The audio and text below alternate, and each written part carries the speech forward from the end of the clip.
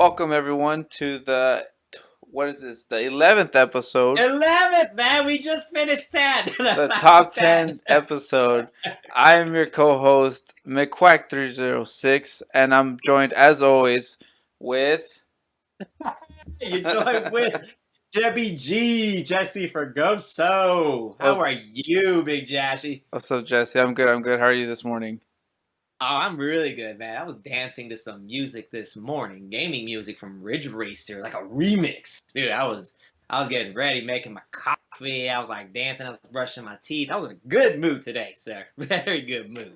That's good, man. I only remember Ridge Racer from that one PlayStation E3 where he's like Ridge Racer, trying to get some excitement Yeah. from the audience. trying, to, trying to like hype him up. It was Big like the gas. most awkward Yeah. announcement. Ridge Racer, come on, Ridge Racer. And then they're all like, and then everyone's like, whatever their cricket sounds to be. Okay. Yeah, man. But no, it's been good, man. It's been good. Good deal, man. We have a couple Busy. topics today. We'll be Oh yeah. discussing the recently officially announced or reveal of pricing and date for the N64 Online Expansion Pack, Yep, um, yep. It's as out. It's well with official. some Sega Genesis games and some DLC that I didn't know that they were going to add, but you know, let's see how You that gotta, you goes. gotta, gotta be that Animal Crossing fan for that DLC if you love it. It's which was again back in 2020. It used to be when the pandemic started. It used to be you picked Animal Crossing or you picked Doom Eternal. Hmm. Those are the Those are the two games that just came out right then, and I think that was the best time for both of them to come out because everyone was going to be shut in the house anyway. So game on. Yeah, and I ended up getting both of them. I mean, not an Animal Crossing fan. That was more for my fiance, but I was definitely on Doom Eternal day one on Xbox. So that was Okay. a good time. And then our main topic today is going to be just our memories with 90s gaming and 90s gaming in general, with everything to do growing up, video games and card games and stuff like that.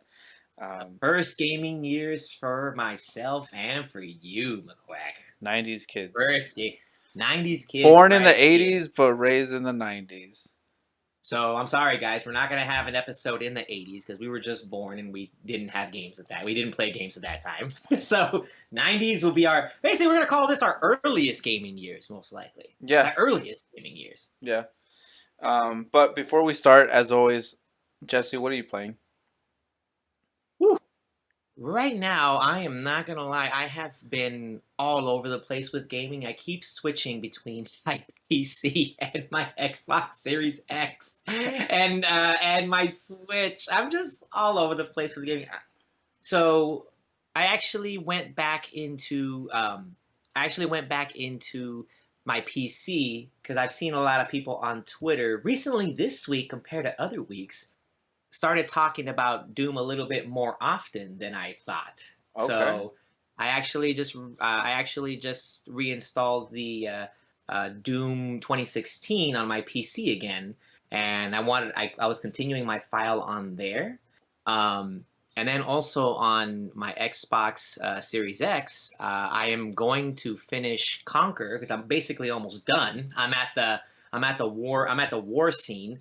It's Conquer is one of those games where I love it, but I've never finished it. I've never gone from beginning to end. I've always played, but then at a certain point it just stopped for whatever reason. I don't know why. I never owned it for the N64, so when it came out on the Rare Replay, I was just playing it finally, and I just want to complete the game. It's kind of clunky as a platformer, in my opinion, but the storyline and everything is hilarious. Like I just go for the dialogue alone, like everything they did. Yeah. But I'm gonna finally complete that game.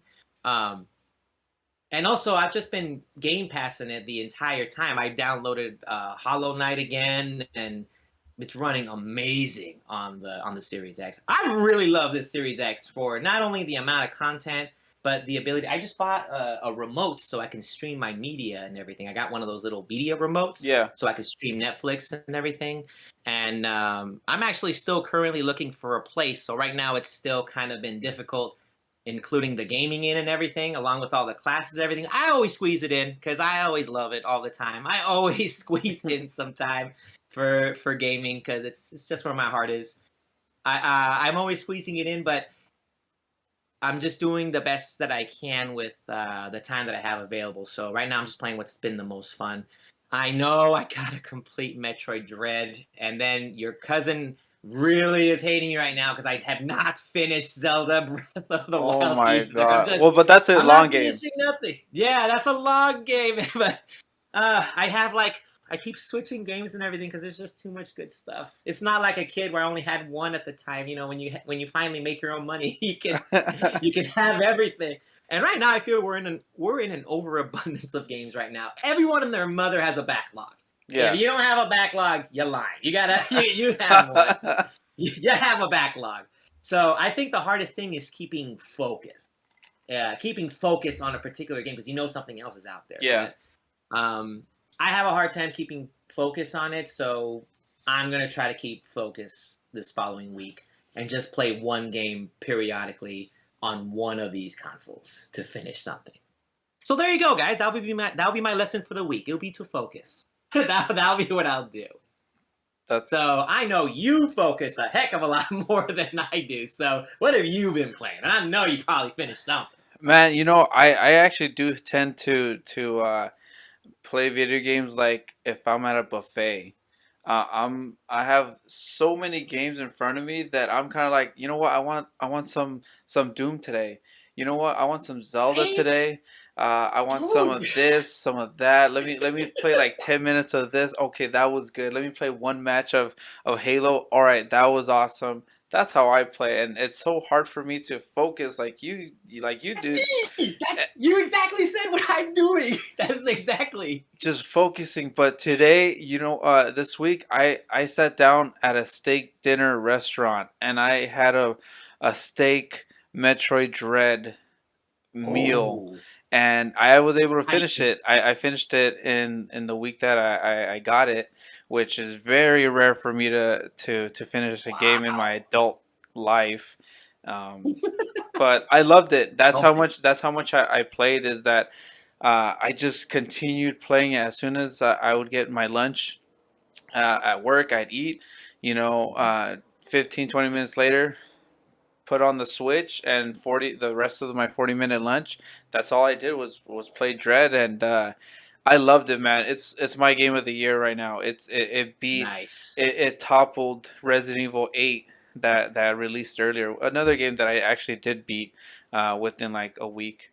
But Metroid Dread is a return to form for Metroid. Mercury Steam did an amazing job with the game itself. I did it under 10 hours, with a Nice. 50% item completion. Uh, the bosses were awesome. They were very difficult. N- Pretty much to if you've ever played a Metroid game, they're Mhm. difficult. They're supposed to be difficult. Yeah. But in this game, it reminded me how awesome it is to just keep getting stronger, and you can actually still see it in Samus.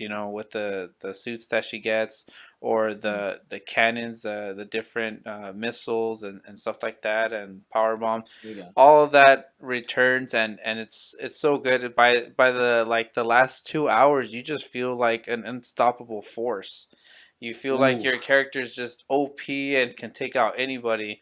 Until I went up against the final boss. So no spoilers, of course, but the final boss does test all your skills, which is really great to see in a Nice. game. You want a final boss to be really good in a game, and we are the Boss Key podcast. So let's talk about bosses.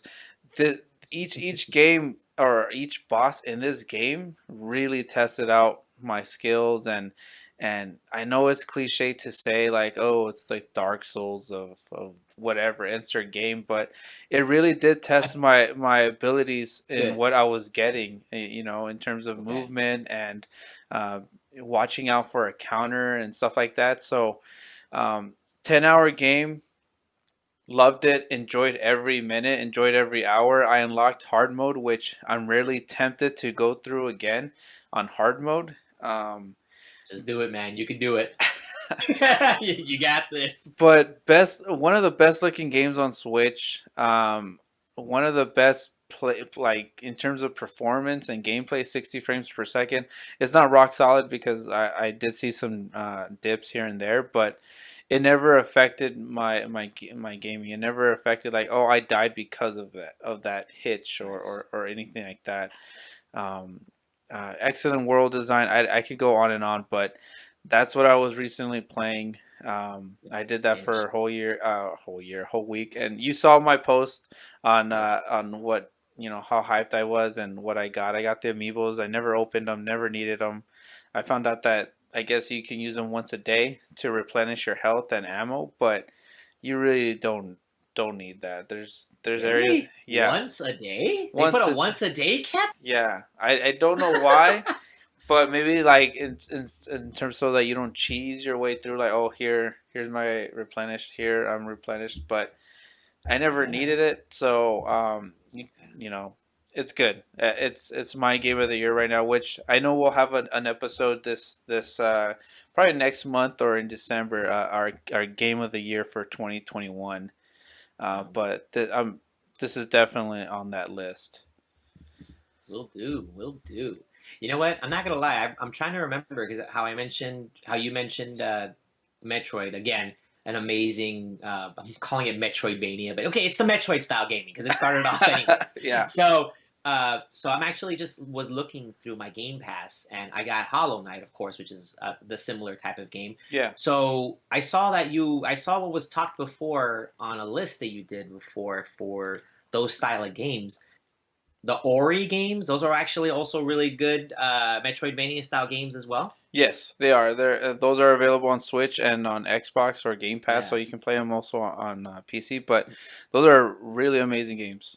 Which one of the two? Because I saw two different ones. Which one's the one that everyone like? There's the Will of the Wisp, and then Well, there's the other they're one. So both really good, except that I know that Will of the Wisp, I believe, is the latest one, and oh, so okay, that's the latest one. That's the one that okay, the graphics do look a lot better and just cleaner, but okay. essentially the same. It's like trying to look at Metroid Prime 1 and Metroid Prime 2, or something Oh, like that, okay. or looking at So Fusion now, and Zero Mission. They're both oh, GBA okay. titles. Yeah.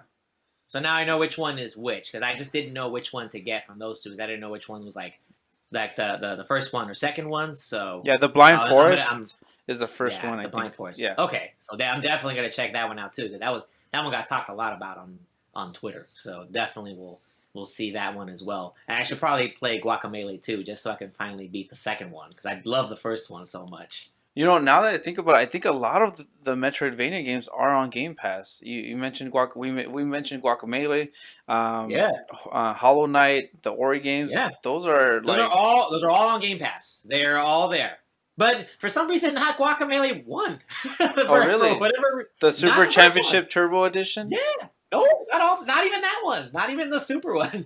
The second one's on Game Yeah. Pass, but the first, no, no clue. M- I have no reason. Don't know why. Maybe one of And I those didn't know. like to try it out on Game Pass. You love it, then buy the first one. Maybe something I like know, that. right? Now, if you want to know the origin of Juan's story, go get the first one. Like, go buy it. And Play it as a prequel. oh my god, the pre-sequel. Uh-huh. No, we're not doing no Borderlands again, okay? We're not it's not this is not bad. But yeah, that's just the strangest thing to me that I see on Game Pass. I'm like, oh, all right, I guess not the first one, but second one, good to go. So fast forward the story, Wikipedia the story from the first one, and then just why and then play the song. Do it. Yeah, so that's what I've been playing. That's Metroid Dread. I highly recommend, if you have a Switch or if you're thinking of getting a Switch, that's definitely a game to look out Yeah, for. yeah, everyone, grab it. Okay, I know I haven't finished it yet, but I still love the heck out of it. So everyone, just grab it. It's a top tier Nintendo title right now. It's really on there. Console seller, everything. Like it's Metroid. It's classic Metroid. It's just grab. It's just a lot of fun still playing it. So um, play that, guys. I also with McQuack highly recommend it. And continuing on with the Nintendo train, we want to talk about that Nintendo Switch Online expansion pack. Oof. The goods and the bads and the confusing maybe. I don't know, but um, Jesse, you want to start off with this one? Where are we at? Well, so okay, so I heard the announcement and I checked everything out. Of course, the moment they announce it, I want to immediately look at what the price was.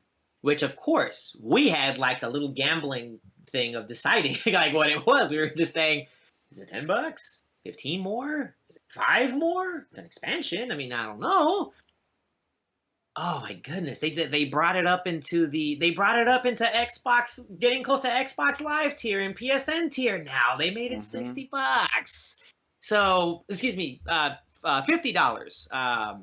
$50 for an individual membership to come with your already existing Switch Online. If you get the family membership that you could split up to yourself and 7 other Nintendo accounts, $80. So okay, you could split it up and save that way with the family or however you do it. But uh, to, look, I love the N64 and I love the Genesis, and I'm not an Animal Crossing fan myself, so I can't. Mm-hmm. Is this Animal Crossing expansion pack lock the is the Animal Crossing locked into it, or it just comes with it? So here's an interesting tidbit of this is that it's $50 per user for the year, Mhm. altogether, Mhm. with $80 being for the family pass, which is Right, up to 8 individual accounts.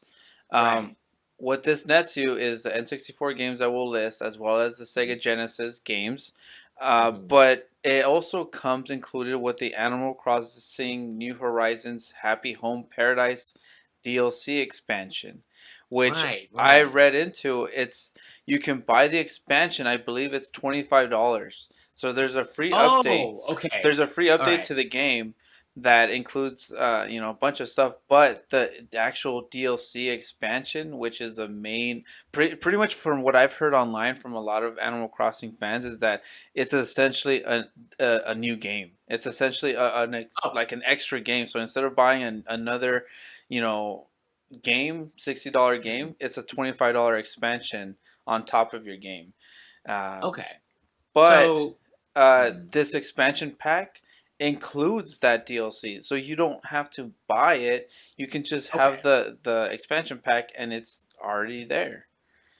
Okay, so that definitely clears it up for me then. Mhm. That helps with as far as the expansion pass. I was hoping it wasn't something that was locked No. into that one. So because again, like I said, I'm not an Animal Crossing fan myself, so I didn't know if it was like locked behind it or if you can buy it separately. But it sounds Mhm. like you have the option. So it sounds like an additional bonus. So to if you get the expansion.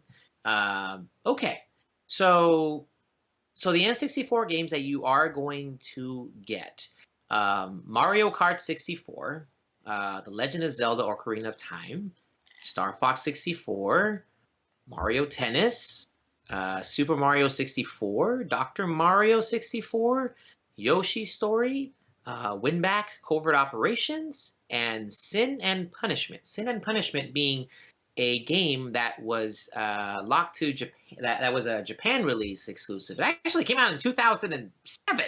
So a N64 game that came out in 2007. Okay, like we were all in the PS2, and we were already in the PS2 slash. I think we're probably in the Xbox 360 era at that Yeah, time. we were. Yeah, we were. We were in So the Wii era. um, we were in the Wii era. Like they were moving on, but Japan still had N64 games. This reminds me of Donkey Kong Country 3 being released in '96, but we have N64 at the time. Um, and then it also comes with the Sega Genesis added as well. So Sega Genesis games that are coming out.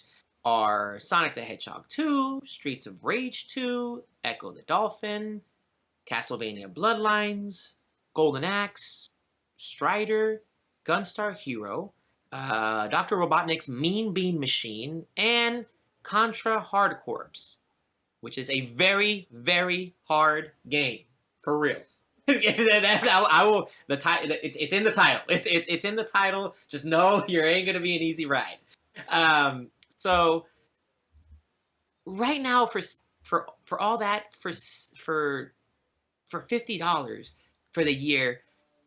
The thing is that I was just at Best Buy yesterday as I was apartment hunting, and I saw the box for the Genesis Classic collections all there in a game. You get 50 Genesis games already. I have that too. Um, yeah, it's over 50 games, which a lot of these are probably already included in that collection, minus the Castlevania Bloodlines, because that would be on the Konami one. That Hmm. would be on the if you bought the Castlevania Bloodlines comes with the Castlevania Anniversary Collection, and then Contra Hard Corps comes with the Contra Collection, sold by Konami as Yeah. well. Which I've seen So those also on sale a lot of the times for yeah, $5. You can get like $5. six Castlevania games for $5 on the Switch, and Yeah. also the Contra games for like $5. They're normally 20, but Mhm.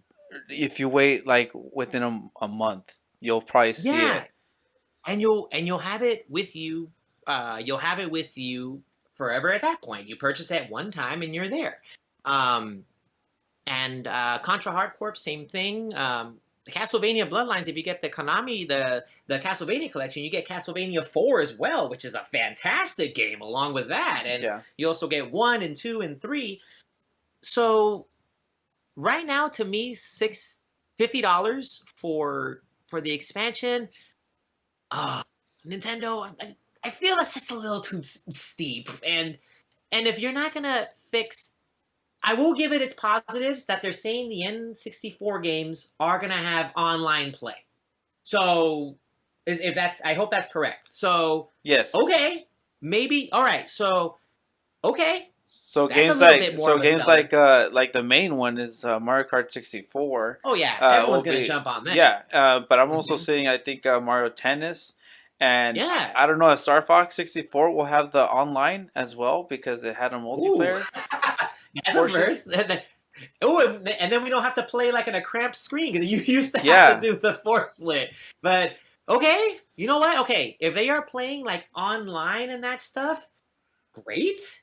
I just don't really know how great the market is for just straight N64 games for like long periods of time. That's what I feel is gonna be like a really I feel that's gonna be like a really niche market, like especially for a lot of the younger crowds, like So the younger crowds. so for you, your assessment right now or your opinion, is it a day one or is it one of those I'll wait? You know what?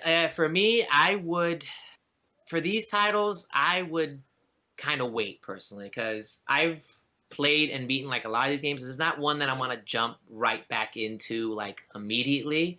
Um, so it's still great. Like if you want to, I'm glad they're finally including it. But I think for $50, they should have added Game Boy as well because they were talking about Game Boy things as well or Hmm. Game Boy Advance.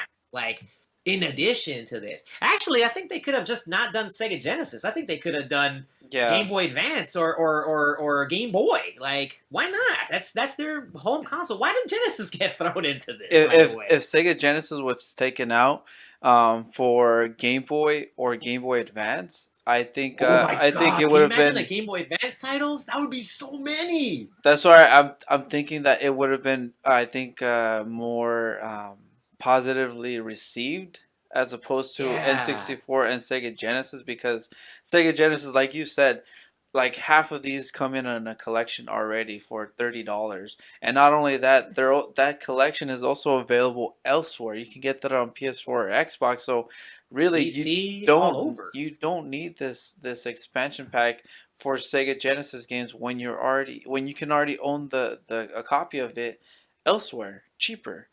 But And I'll yeah, I'll say this is that go for it. I may not be totally enamored with this, but Mm. I am kind of hoping that this is leading up to something else, because that DLC expansion is what I think is driving the cost of the $50. Now, it was $20 a year without any of this, right? That's still an option. You Yeah, don't have to. It's not obligated. that's true. You don't have Mm. to get the expansion pack if you don't want to. You can still keep the Of $20 course. for the NES and Super Nintendo with the online functionality for multiplayer games. But Yes. I think that adding that DLC raises some questions about what Nintendo is actually trying to do. Now, this is a day one DLC add-on. I don't think Mhm. does Game Pass. I know Game Pass is still way ahead of everybody else in terms of Oh, PS Now and Nintendo yeah. Online. Game Pass, I think, is going to be the best deal for the long haul for like the next. I would even say that this entire generation still. Agree. If it keeps up that way and there's no price increase, I think it's still there. But this is really interesting because what Nintendo sells a lot of is their games in terms of Mario Kart, Super Smash Mm. Brothers. I think Dread is going to be getting record sales numbers too. But Easy. how do you feel about Nintendo just adding like DLCs? Like let's say 6 months down the line, they go, "Hey, here's an update to the Nintendo Switch Online Expansion Pack. Not only are you still going to keep Animal Crossing Expansion DLC, but we're adding Super Smash Bros. Fighter Pass 1 and 2 to the service, still at $50."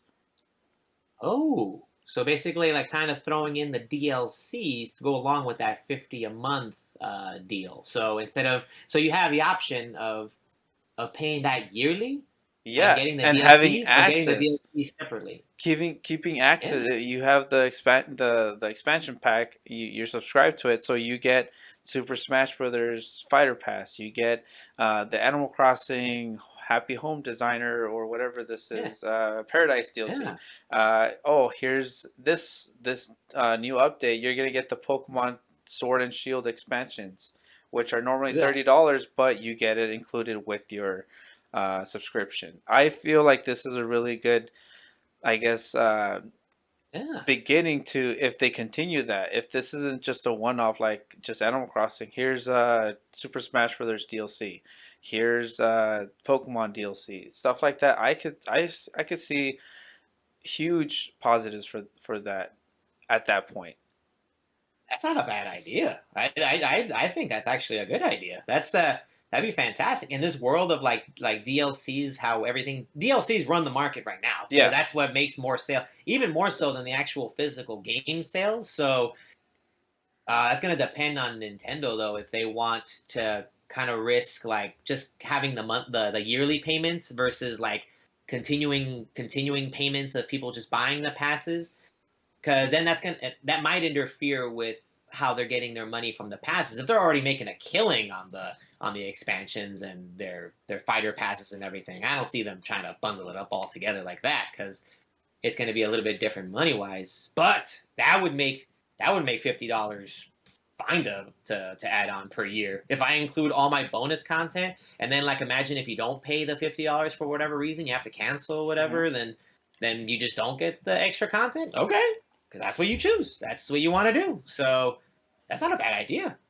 That would make it much more handsomely added on to a package rather than just throwing in so many retro games and everything. So yeah, I agree with that. I think that'd be a cool idea. Yeah. We'll see what Nintendo does. I'm also trying to think if this thing is gonna have enough of a backlash. If it has a backlash, remember how they tried to double the Game Pass, Hmm. but then they like walked it back because they're like, oh, okay, just kidding.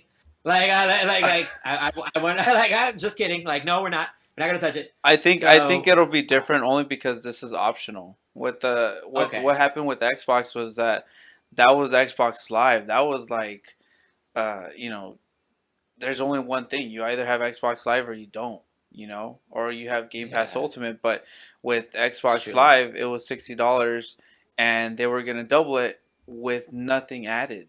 There was nothing being added Wow. to it. Okay, So you're with right. You're right. this, is Good it's call. still $20. It's if you still want to play Mario Kart Online or Super Smash Brothers Online, it's still gonna cost you $20.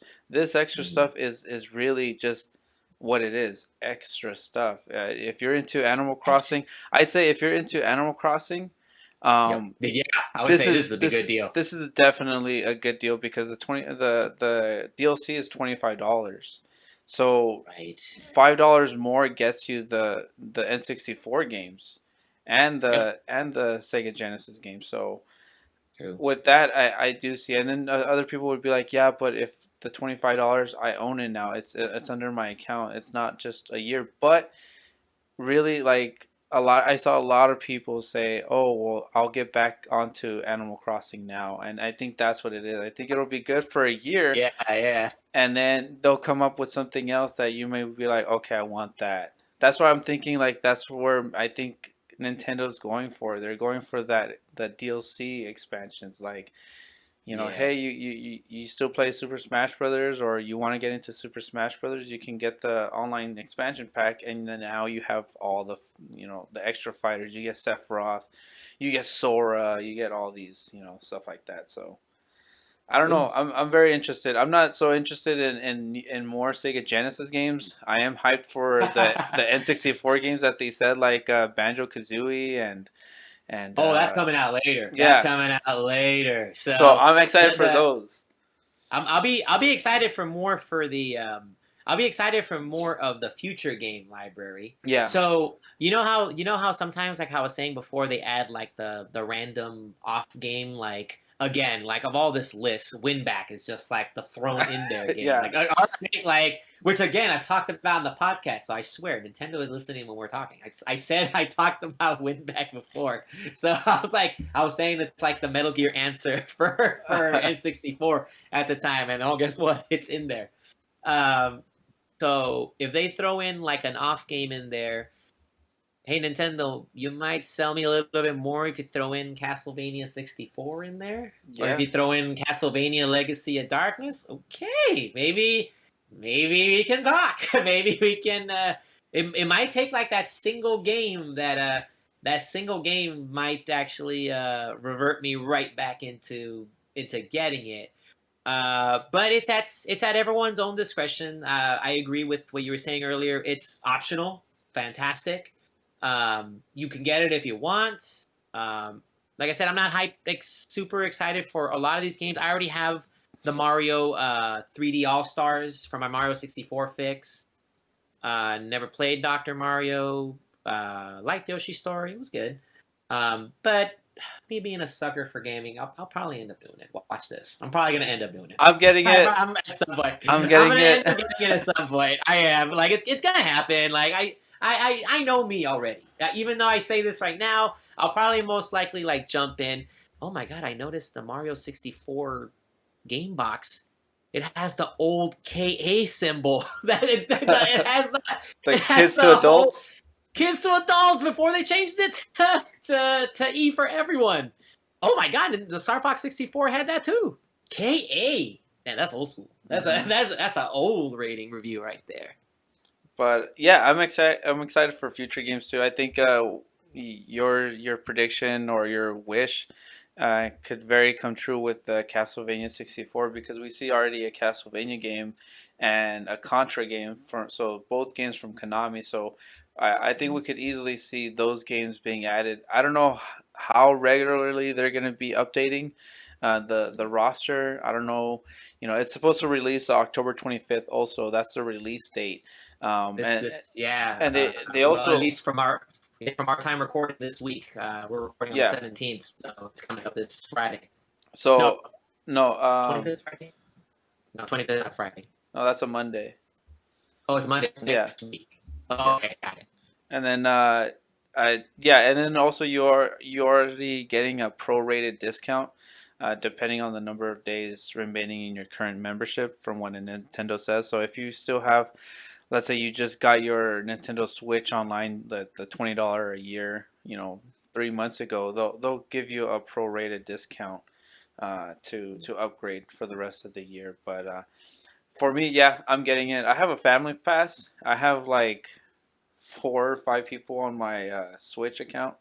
Uh, Nice. so I split it, and I think I think I'm the only one on that account that doesn't play Animal Crossing. So everybody else will get the full use and benefit, and I know they're excited for it. Me, I'm just like, Nice. okay, I'll play Zelda Ocarina of Time. There you go.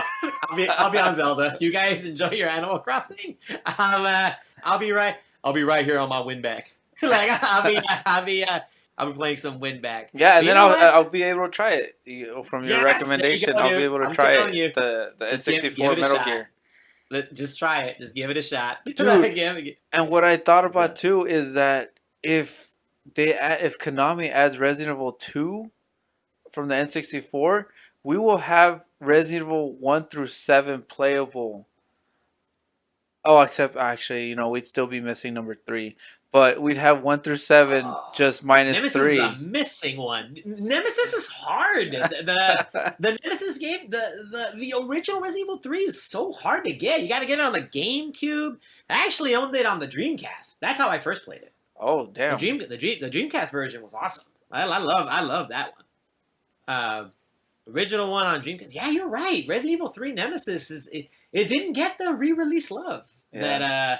it didn't get as much as the other. It didn't get it as much as 2 or 1 did. Yeah. But yeah, I if they really add liked it. that, we'd have like basically 1 through 7 playable on the Switch. And Resident Evil 2 from the N64. Oh man, I think I would sign up if they add that. I think dang, look what you did. Look what you did. You're taking old spots from old podcasts, and you already know what I like. You're all like, you said that because you know I like it. Huh? That's why you said that. Huh? That's Yeah. why you mentioned it. That's why. But That's yeah, what we we'll do. we'll we'll see, man. We'll see. Hey, you know what? It's advancement still. And again, online functionality. You know when this game is gonna pop? When this service is gonna pop? GoldenEye online with everybody. Just watch. It's gonna Hmm. pop right there. That's when expansion sales are gonna boom when Yeah. that one comes out. It just sucks too. Last thing too that I'll mention about this is that they also released the I guess the pre-orders for the controllers for the N64 and Right. the Sega Genesis controllers, and Right. sold out. Sold out within Already? minutes. Yeah, sold out. Oh my A lot of god. people were like, nobody's gonna buy those controllers for $50, and they're sold out. You just brought up the South Park meme, and it's Yeah, gone. and it's gone. Dude, yeah, right. Nintendo sells like hotcakes. I don't care what you say. It's gone. You know what's gonna sell like hotcakes too? Which I basically have to get in line for if they ever release N64 Mini. It's gone. It's gonna be gone in 20 seconds. I have the NES and the Super Nintendo one still, but yeah, they It's gonna. released. Oh, dude, they're gonna make like 10 of them. And then basically you have to have like left arm offering to get this console. Like you're gonna have to do like anything just to beat the bot to get it or whatever, the bot or a person or the one who waited in line for 7 months because somehow they can time travel and tell the future and they know when it's going to be released to beat that person to be able to get the N64 Mini because I'm telling you it's going to sell fast. And I'm gonna be there. I need Jesse to come back in time and tell him when it's gonna come out because I will buy that N64 Mini when it comes out. And with that, we continue on with our 90s memories. Speaking from Yes. N64, which was part of the 90s, but just the 90s in general. We like we said earlier in the show, we're 80s kids, but we grew up 90s, and Yep. I still feel like that was the best time for gaming, at least for me, Yes, it in was. general. Yes, it was. Yes, it absolutely was. What was one of your first memories, or what was one of your memories that you remember that's still ingrained in your memories, your mind? Oh my goodness! As a '90s kid, that was oh my god, gaming like took over my childhood. I was basically not into anything else except gaming. That's what it was in the 90s. I was in love with consoles immediately. Every single console I've owned, loved it. Like kept it clean. We used to blow the cartridges all the time back then, which is not what we were supposed to do. But we did it anyways, fixing the NES carts. Um, just to list in order like all the consoles I had as a kid. Atari 2600, which I don't have a lot of memories for because I was really, really young when we had it. But I remember we had it. Hmm.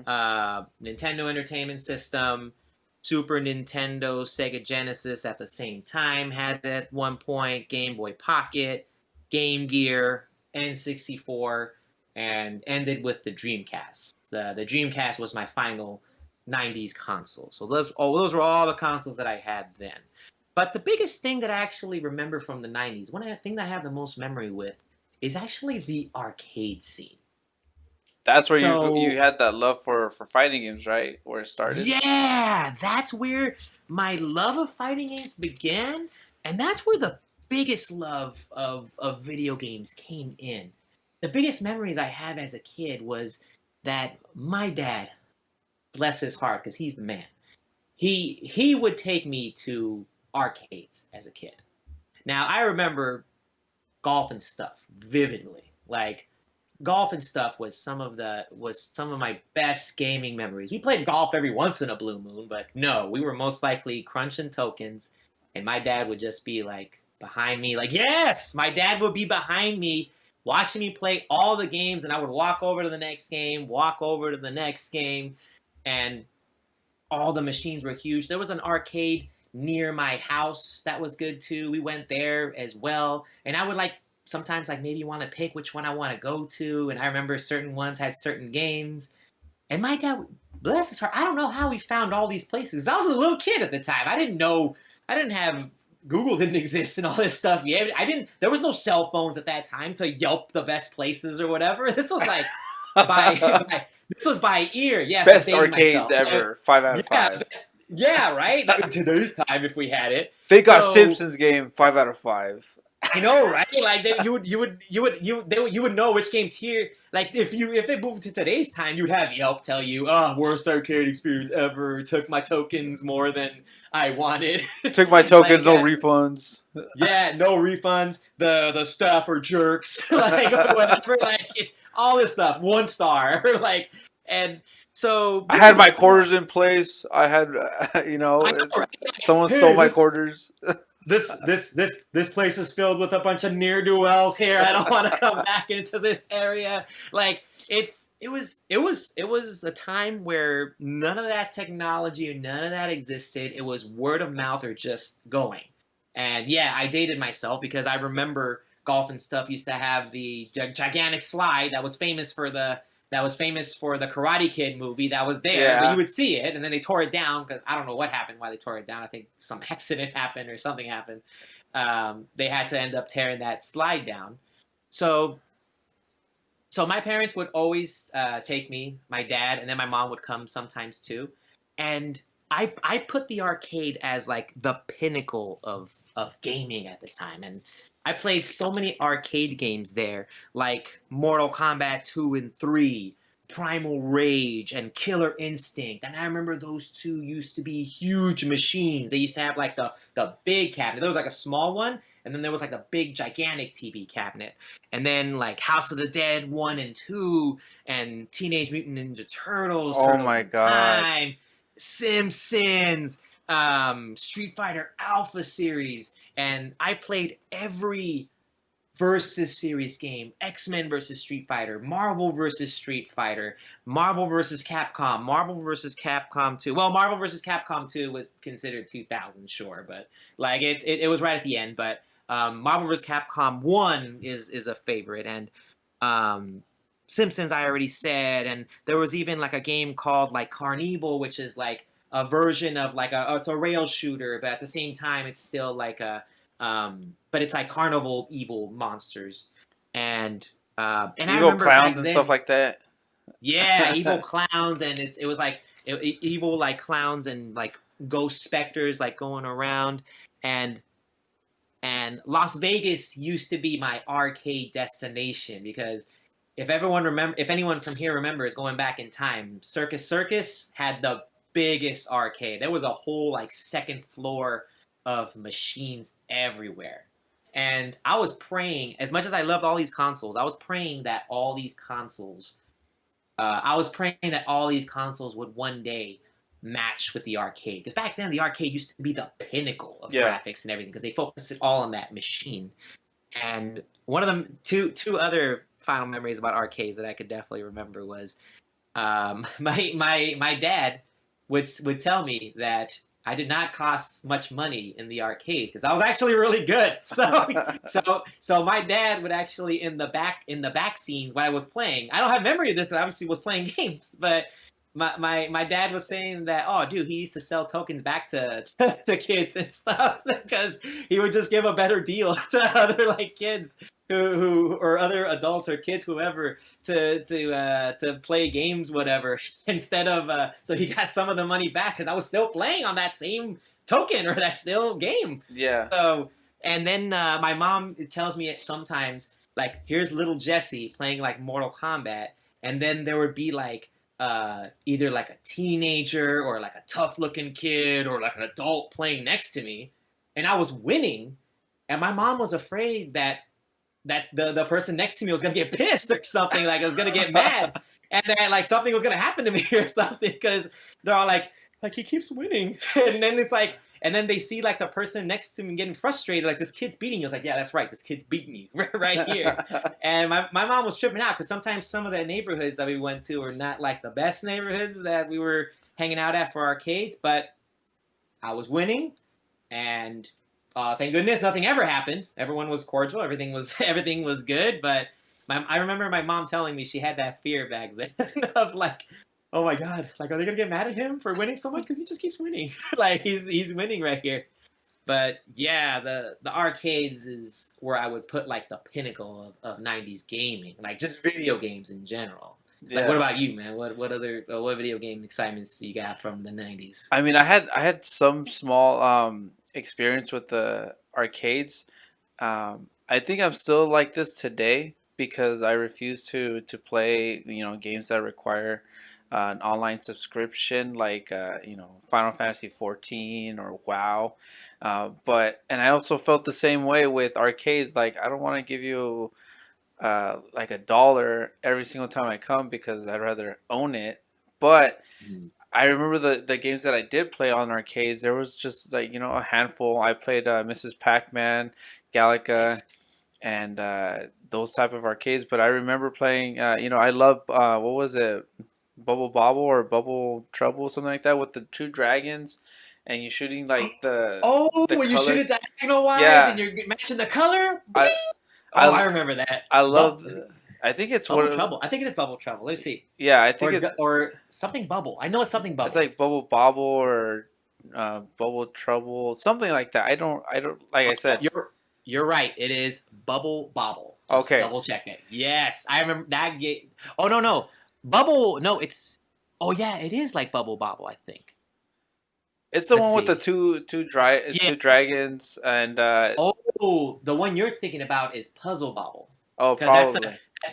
that's the one where you're aiming the reticule for that Yeah, color. it would, Yeah, you could bounce it off of the walls, and I just yeah, love the yeah. music of that, how colorful it was. I had some experience with Marvel versus Capcom 1 Mm. and Street Fighter. But I remember not really going into Street Fighter because I played the Super Nintendo one, and I was like, yeah, I could play that at my grandma's. So Oh, dude, it was different on the arcade. It I was know it was better. I know it was different. It was bigger, but my mindset was already as a kid. I'm like, I have $1 in quarters. What am I True, gonna play? I'm true. gonna play something that I don't have at home, and Okay. also the Chuck E. Cheese, the experience of everybody going to games that would give them the most tokens. But here I am playing TMNT or Simpsons, and those were the games that I would Ah, play. It wouldn't give me. I don't even think it gave me tokens or like the tickets, but nah, I was they all didn't. into the games because I wanted to play those games, especially if I had my Yeah. cousins that were like, "Yeah, I'll put a whole $1 just to play TMNT." All right, cool, let's all play. and Hmm. those were my just small experience with the arcades. But me growing up, I was always a portable gamer. I was always on the Game Boy or Game Boy Color, and that's where my main memories were. In the '90s was Pokemon. Pokemon was like the Ooh, biggest yes, it thing. was. Before that, it was Zelda, and I remember playing and loving a Link's Awakening, and that was Hmm. like the perfect game for me to play on the go. But once Pokemon came out, that was it. I was running out of batteries left and right and going everywhere to look for those batteries. Game Boy Um, sales through the roof at that time. yeah, Dude, Game Boy sales were going up. and everything was going up that was Pokemon. You could sell, 10,000 backpacks that are all black, but then you put Pikachu on there, and there's $1 million backpack seller right off the bat. Um, Agree. but Agree with that. it yeah, Pokemon, just being able to play it the first time through, just going into the tall grass. I still remember my first Pokemon that I caught was Nidoran, the male Nidoran, and Nice. just going through the motions of every Pokemon I saw was new, and I'll never experience that again where I don't know what to expect at the end of a Pokemon game in terms of these new game or these new Pokemon, and every single one was new. Every single, oh, that's a bird. Okay, that's name is Pidgey. Like a, Itchy. yeah, I remember those like a Pokemon, man. That's pigeon. early. Like it was all that. Oh, Rattata. Oh, that's a rat. That's a You know, rat. That's a everything mouse. A was rat. like, and then even Rattata. finding out later on, like Ekans is snake backwards and Arbok is cobra backwards. I'm like, Right? what? I did That's not. mind blown. Yeah, and so those were my favorite memories, was that, and also being able to trade with other people, the kids in my neighborhood. Luckily, somebody had a cable link, so we were able to trade, and I remember trading with my cousin. He wanted I think he wanted his Machamp, and I wanted Gengar. So, Nice. we traded our Pokemon and traded back, Yep. and those were just memories, being able to try to catch them all. I never caught them all as a kid, but Pokemon was like the Ooh. biggest thing for me, and moving away from video games was a card game. Right. Like finding those cards, being able to trade with kids in class or at school, and Yep. trying to hide them. You have in your backpack, and it's like like a drug deal. Like you're like, Yeah. hey, Like, you got the Mewtwo, and it's so, like, you got the Venusaur, yeah, right yeah. here. Right And here, you man. look at it, you're like, You know. this is not as described. It was Or it was amazing. if you fast forward it to today's time, be like, that's not mint. Yeah. that's not. That's not. That's not. That's not fresh. Oh, do you What's remember? Do that you remember back? grading? I know. Oh man. Well, that's today's time because Yeah. as kids we didn't care about grading. We just had them. You remember? You remember? Some people would have all their cards in sleeves. Yeah. Some people had all their cards out, like in their backpack, and then there were those kids that had the folders of Pokemon cards. The official folders. So I don't know if I talked about this on the show, but a famous story with my mom is that she got the Avalon catalog, those or not Avalon, Avon catalogs, and on one of them there was that Pokemon, binder for to hold your cards, and I wanted that, Yeah. and she knew that I wanted it, and she's like, okay, which one do you want? And there was two of them. There's a Charmander, and then there was a Pikachu one, Okay. and the Charmander was like this blue binder, um, and it was a picture of Charmander right in the center, and Uh then huh. the Pikachu, it was a red binder, and it was Pikachu in the middle. She Okay. asked me, which one do you want? And I said, I want Charmander. And she goes, which one is that one? And I said, the red one. That's the red one. And she goes, okay. And so a month later, whenever the package showed up, She was like, "Hey, I got you the one you wanted," and I opened it and I saw that it was Pikachu, but it was the red binder. And I looked at it and I Oh, looked at my mom and she was so happy that she was able to get it for me. I'm like, "Thank you so much, mom. This was the one I wanted." And good, good, although it wasn't the one that I wanted, I cherished that and I loved it so much. good. And I kept all my Pokemon cards, there. It was always, and after like 2 years, as much as you take care of them, putting stuff out, putting it in, because that was like let me see how I categorize them. You know what? I want my favorite ones in the front. And Yep. let me switch it because I now got Haunter or something like that. It Hmm. ended up getting damaged. It ended up peeling apart because, after years and years of using it, that's what it is. But I did find it like 2 years ago. Somebody was selling the exact same binder on eBay for like $20. I bought it just to have that piece of memory of I remember when I had this and that story of I want the red one, and she got the actual red binder, not the red Charmander. But But the you meant the red Pokemon, yeah, because she asked but she which got one the is red binder, Charmander. the red one. All right, and you know what? That's not your mom's fault. No, That's not that her fault at all. She got the right one. You she said the red one.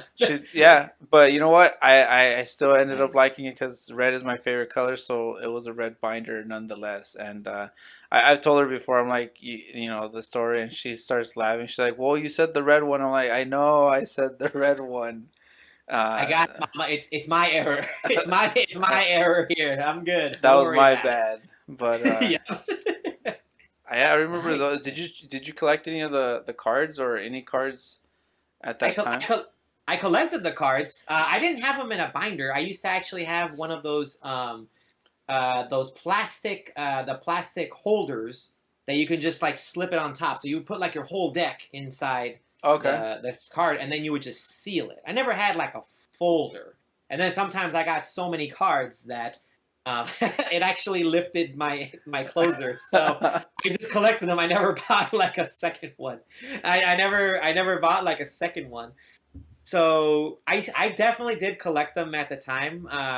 Didn't have a lot of super rare cards, and I never played the Pokemon card game correctly. I remember playing it, but I remember we would just have like our strongest cards out and stuff, and I never actually took the time to play it as intended. Like you're supposed to use the energy, and you're supposed to use the coins and Yeah. the damage.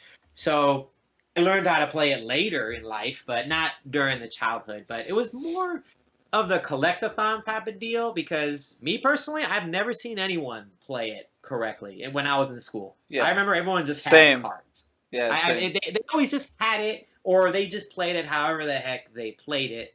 But it was the collectible of choice at that time. So yeah, Pokemon was on a fire streak at that time. Never got a Charizard. I never got Nope, that Charizard. I never got that either. But mine would have probably been ruined like heck anyways, because the way I collected stuff, I was not good at taking care of stuff as a kid at all. I It would have I been I like, took care of my stuff as best as I dang, could. Actually, there you go. there was another memory that I wanted to share for one of the Christmases that I had. My uncle, and you might like this story too. Go for My it. uncle, he gifted me. He was a prankster. He liked to mess with us, and he got me a gift, and I opened it, and it was some carnation, like hot chocolate. It was like I one was of gonna say those. the instant breakfast. It was like one of those Like, boxes of like five hot chocolate packets or something like that. And he was like, "Oh, you like it?" And I was like, yeah. Like as a kid, growing up, respect, so much yeah. respect. Someone gives you something, thank you very much, whatever it was. So I told him, "Oh, thank you so much, Theo. I really like it." And he's like, "Okay, cool, cool. Um, hey, I know I gave you the gift, but you want to heat one up for me?" And I was like, "Sure, I'll heat one up for you." And I opened it. It wasn't hot chocolate. It was a deck, and it was a Gyarados deck. And Yes, favorite Pokemon. yeah, and I Favorite remember Pokemon.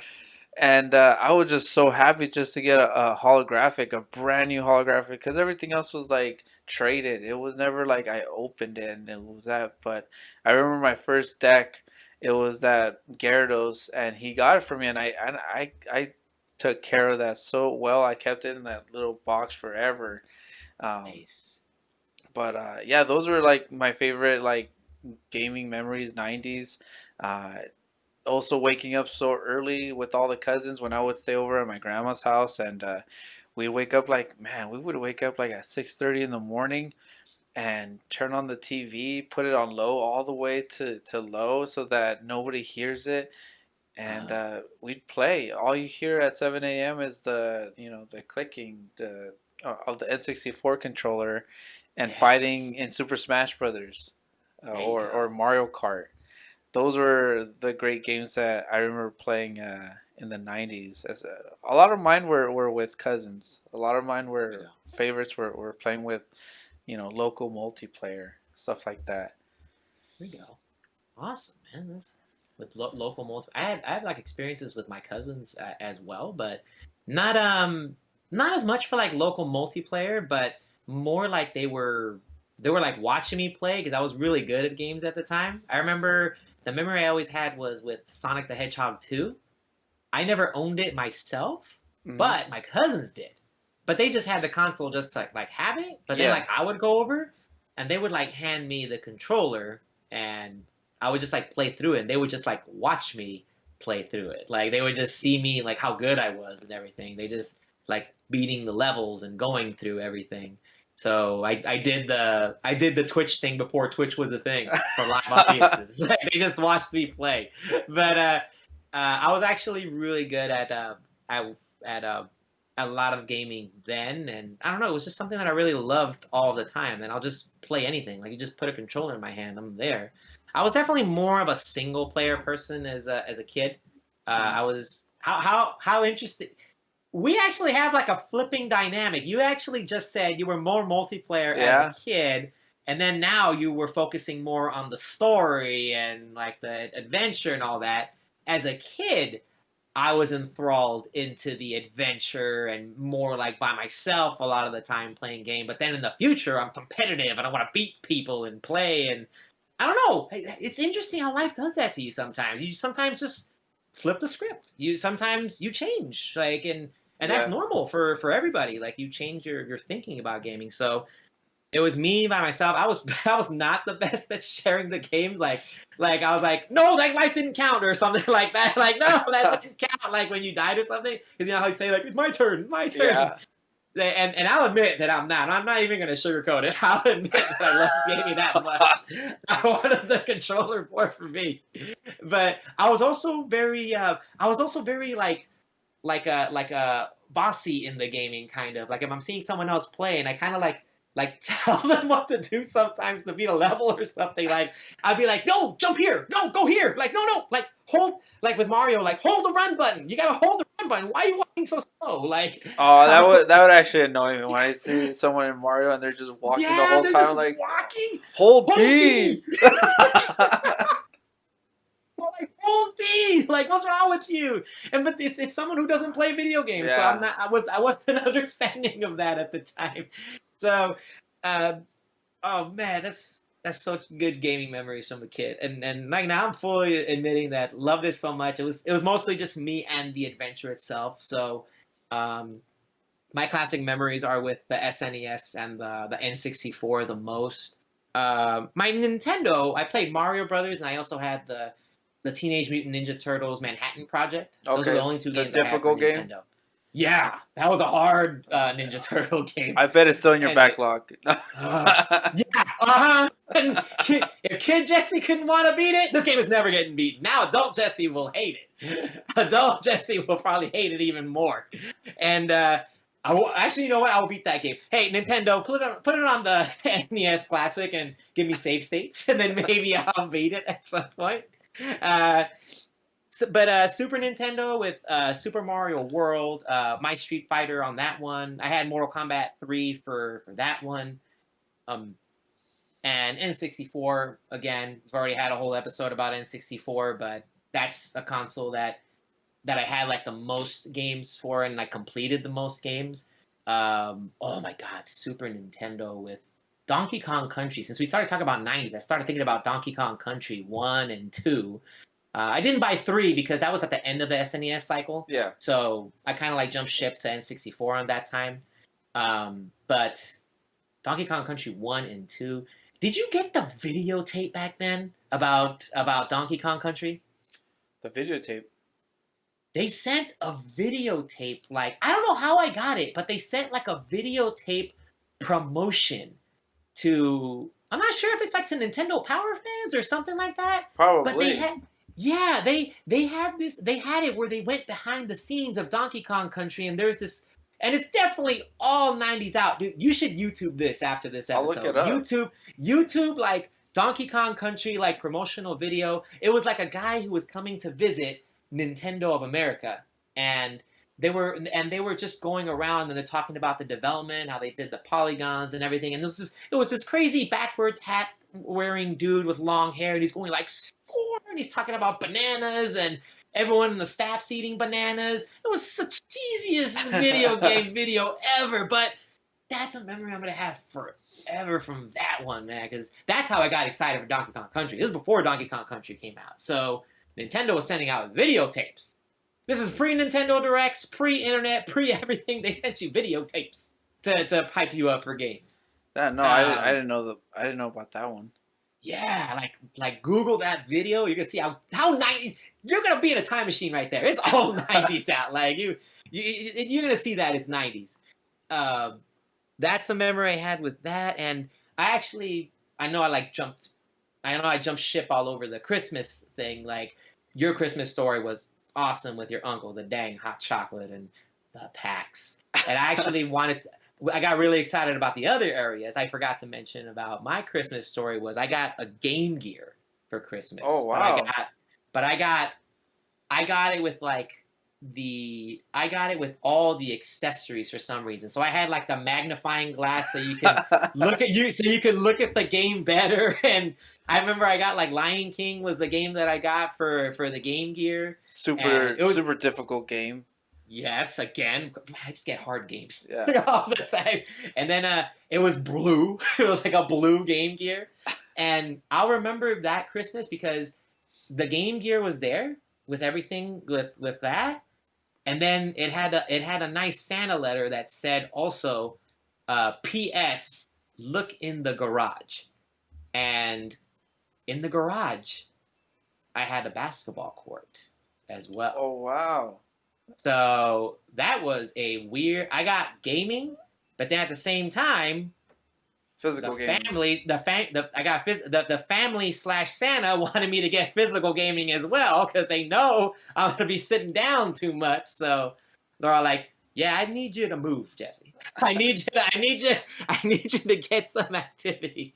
So that's my biggest Christmas story there for that one. Since you said Christmas, that got me all excited about that got me excited about Christmas, about the Game Gear and everything I got. So.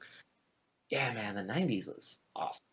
Yeah, like you said earlier, like how crazy it is that we both switched, and I think that happened towards the late '90s when I played Metal Gear Solid and Ocarina of Time for the first time. I think that's when I switched over, and I was like, I prefer my single player games now. I prefer it just be on my own and not having to pass the controller to the next person. Dang. And then for me it was switching to PC in the 2000s. We'll get to that later in the 2000s segment when we do that, if we do that.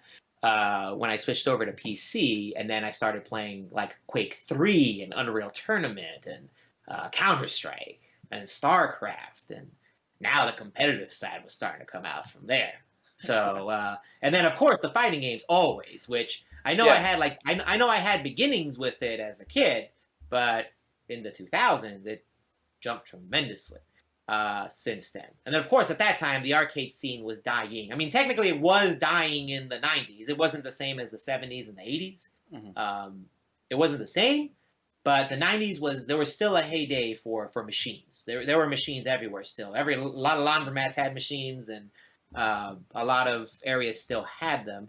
Um, and then also in the 90s to go along with that. I actually wrote down a lot of things, man. You brought out some good memories when you mentioned that. You're like 90s gaming, and there's actually more than I thought. I thought I was gonna have a hard time talking about it, but there's actually a lot more than I would It's a mention. huge decade, man. Yeah, it It's where was, it's and where we started. it's the beginning, and the other thing that I was just remembering too was renting games at the time. Yes. Blockbuster, Hollywood Video, and at the time it was Dina Video. You know what I'm talking about when you I say went there. Dina Video. That was there. Their selection was small. Stewart and Gray. Renting. There you go, Stewart and Gray and Old River School Road. Yeah. There it is.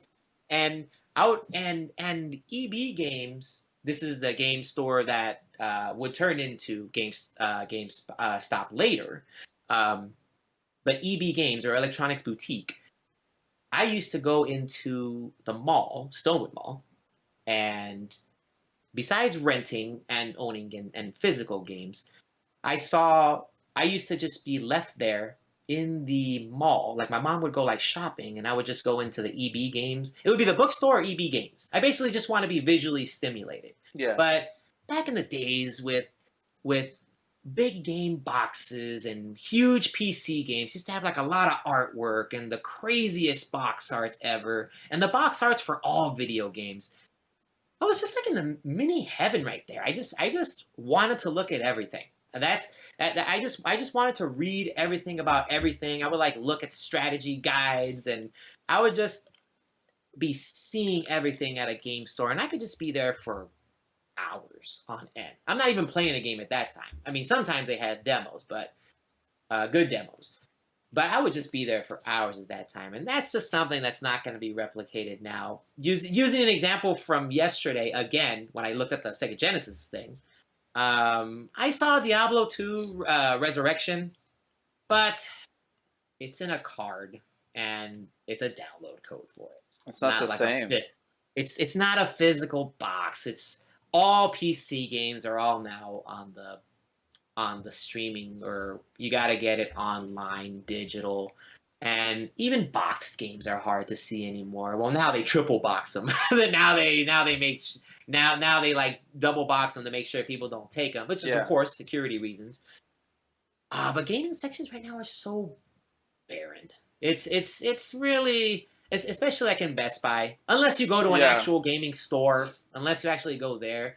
But back then, like stores like, if I'm really dating myself here, Fedco, that was a store. That was a store back in the days that was open, and Sears and everything. And It was all about looking at the box. It wasn't at the time too. No YouTube, no really hardly any internet access or huge gaming sites. But it was walk into the store and go look at a box that catches your eye. What catches right, your eye in this box art? What is the golden box of Legend of Zelda with the sword and shield right, attract you to look at what's behind the box? That's basically how games were sold, by the box cover. The cooler looking boxes, those are most likely going to be bought and be attracted to. And that's what attracted to me. yeah, Just looking at a game box and never hearing about the game before, like Star Fox 64. What is this? Oh, cool! You're in right. you're in space. Oh, it looks like an X-wing. It And looks that like one an came. X-wing. And that one came in the fat box because it Yeah, had the Rumble Pack. It came with the bigger box. yeah. I remember the most excited I ever got at looking at a box was Pokemon Stadium for the N64, Right? because you saw Blastoise, you saw Charizard right at the front, and you're like, these are the most realistic graphics ever. Like, I go from Yeah. sprites to 3D models, and you can see the flamethrower, and it actually looks like fire. And it Yep. was just so good, man. That's what it was. It was. Ah, I didn't really go to the stores to buy the games. I didn't. My parents didn't get me that many games that I can remember. Except for the other ones that I've said, but. definitely renting was more viable growing Yeah. up, and I remember like always hoping to see that Pokemon Stadium, but they had like I think at my local place they had like maybe three copies that they were always taken. So I got everything else. I got, Yoshi's Story, but without that, without them being available, I would have never played uh, Oh, Jet Force Gemini. That's how I there you first go. saw Jet Force Gemini because I saw the cover and I'm like, oh, this looks pretty cool. It's like space, like fighting aliens and stuff like that. And I got it and I loved it. So those Yeah. were I also remember those memories with Blockbuster and Toys R Us and just looking at game covers. That's all. Yeah, like you said, I think our parents could have just left us at the store and they could have been shopping for whatever they needed 30 minutes and you could have still An been hour, only on whatever. you could have still been only on one side of the store.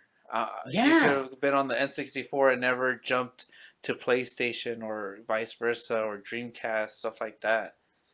That's where I definitely learned I was a visual learner because I definitely was excited with everything visually wise. Like I got stimulated, like seeing every cover and whatever new box. I remember a big box PC game that had like a creepy cover, like in the front, like nightmare creatures and like that was a game that. And then there was this one game called like Oni that I never played. It had like a sci-fi like chicken front or something like that. And I never played the game, but I saw the cover all the time. I saw it every time I passed by. No one picked it up, whatever. And then there was like big box Quake at the time, and I didn't have a PC at the time, so I didn't buy these games, obviously. Um, but yeah, like it's just it, and I understand the future is the future. I'm not saying like you gotta go. We should go back to this stuff. Yeah, that's not gonna happen. They're not. Digital services are forever. It's the future. It's gonna advance. But you know what? That's just something I'm gonna hold on to for my life because it was a great time. It was good. Maybe they'll do a comeback like vinyl. Yeah. Maybe they'll do a comeback like vinyl. They'll just release super limited edition PC big box games, and people will just have them hanging up everywhere. And with that is our final segment of the show, which is Ooh, the boss pick of the week. Um, who you and got this week, man? It's your turn. for my boss pick of the week, I wanted to continue with the '90s theme, and I wanted to pick a really cool boss at the time that I had memories of that was difficult the first time around, and that's with the Pokemon game from Pokemon Red, specifically the Elite Four champion, or I guess the fourth member of the Elite Four, which is Lance. Uh, that guy gave me so much trouble when I first played the game because he had a Gyarados which already looked um, terrifying. Your favorite Pokemon. He already looked Yes. like a beast.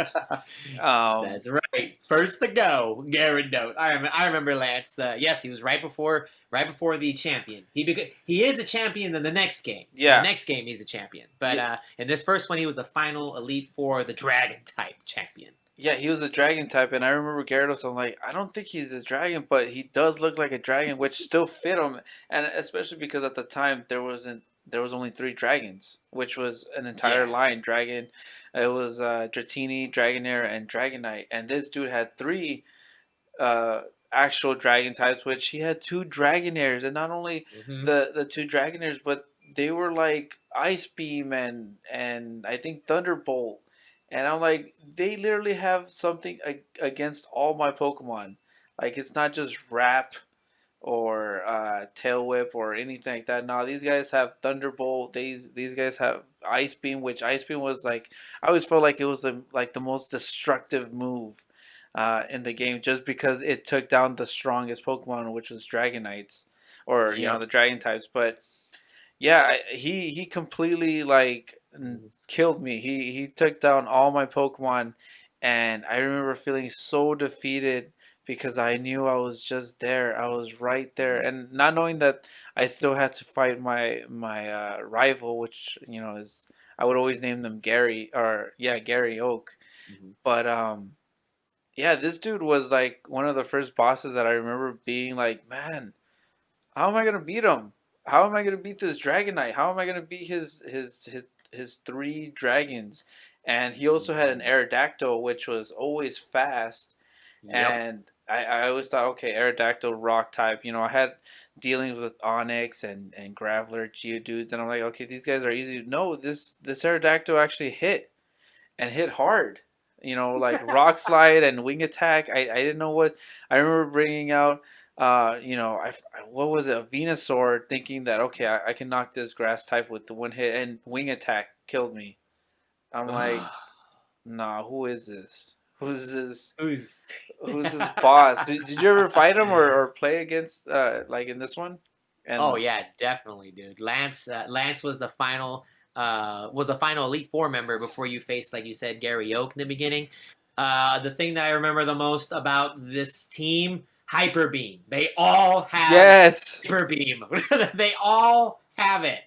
And at that time, at Pokemon Red and Blue, it was the time where Hyper Beam was, I believe it was glitched, where if it kills your Pokemon, it doesn't need to recharge. yeah, So it's supposed to leave you recharged. Like you're supposed to have a turn to recharge, but the glitch didn't let you. So yes, Gyarados, two Dragonairs, two of the same one. Obviously, because there's no other Dragon type, so yeah. he's not gonna send you a Dratini. He's not gonna throw you a Dratini to fight. Aerodactyl, and the final one was Dragonite, level 62 Dragonite, and yeah, he agility was something that I missed. That was actually on his two Dragonairs and the Dragonite. And Dragon Rage was also the attack there. It was the only dragon attack, but good thing Dragon Rage only does a set amount of damage no matter what. It's Yeah, one of those moves where it's like it does exactly, I think it was like 40. Like it's exactly 40. So if your Pokemon has less than that, then yeah, you're dead. But if it doesn't, you're good. Yeah, Lance was definitely one that was right before the champion. Like, yeah, dragon types, you needed an ice move to live here. The only one that would be like the only one that would maybe survive it a little bit more is Gyarados, because then it would take the more of the neutral damage because water type. yeah, And yeah, Ice Beam and Blizzard. Well, Blizzard because the accuracy was higher in Blizzard and Pokemon Red and Blue. They nerfed that in Gold and Silver. yeah. It was too But strong. yeah, it was too strong at the time. Any ice move, my God, Frozen basically meant your Pokemon's dead. Because Yeah, the only way you can release it was with the actual item you need with it to remove the Frozen, or you have to get hit with a fire move. Which which they didn't have. I've never seen anyone dumb enough to hit someone with a fire move when they've frozen the Pokemon. I've never seen that happen. I've never seen that happen. If you did, my God, you idiot. Why'd you thaw out the Pokemon? And so, but yeah, ice moves, frozen, death stat. Worse than paralyzed, worse than sleep, worse than poison. You're dead. Your Pokemon is just dead. Um, but you had to have an ice move to go up against Lance. But yeah, that's a good pick. That's a good pick from the Elite, definitely from the Elite Four.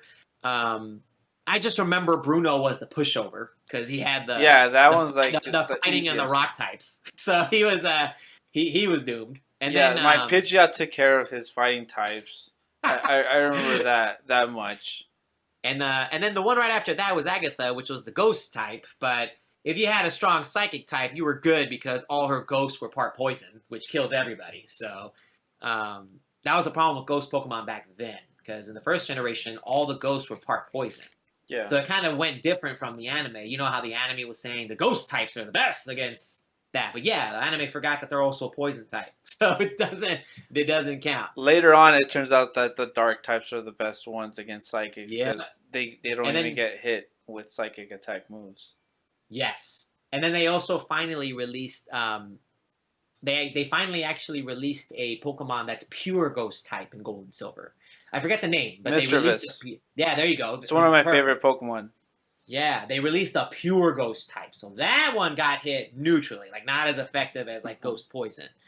Um, no, good pick on Lance, and then well, obviously in Gold and Silver, his Dragonairs then become Dragonites, so then he has Yeah. three Dragonites. I do feel like that one is stronger. That's the Yeah. better Lance, but because of the memory that I've had of getting my butt kicked Mm-hmm. with Lance multiple times, and it was truly like the time where, um, you know, all the other bosses, all the other gyms were pretty much pushovers, and like even the other elite trainers were kind of like, okay, water type, okay, I just need an electric type or grass type, and then the ghost was kind of like, okay, cadabra psychic, Okay. cadabra Yep. psychic, cadabra psychic, and with Bruno even more so, Lapras, surf, surf, surf, okay, Pidgeot, fly, wing attack, Fly.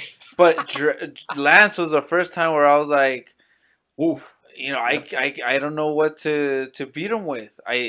All of them are either neutral moves, and I had the Lapras, but then this Dragonair went first, a Hyper Beam. What, he killed it, Yep. so Hyper beam, dude. yeah, it was That's all Lapras was my ace in the hole, and they killed her so quickly.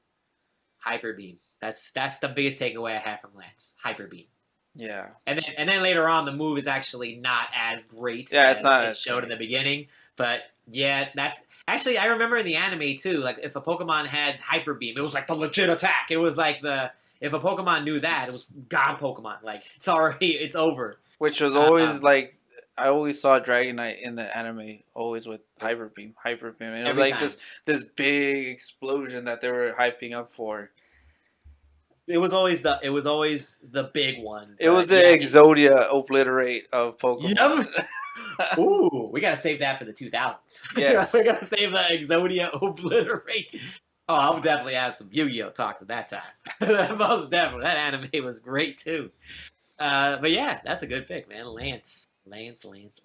Dragon type, the original Dragon Trainer.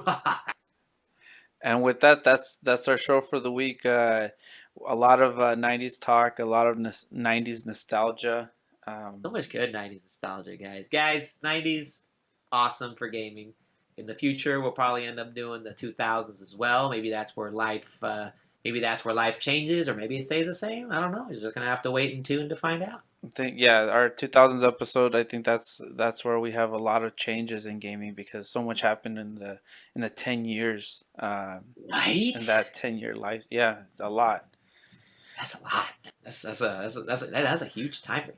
Wow. And then like starting the teenage years, and then maybe like game collections were a little bigger. Renting is now gone, but online services are now popping. Oh yeah, I'm excited. But we'll save that for the future. We'll save that for the future. And with that, we'll see you guys in the next episode. Thank you again for getting this far. And you know what? Let us know what your favorite '90s gaming moment was, and in the comment section. And keep on Or gaming, you any guys. or any childhood memory that you have, maybe some kids in the 2000s, whatnot, or any gaming memories you had as in the younger years, because gaming in the younger years was fantastic for everyone.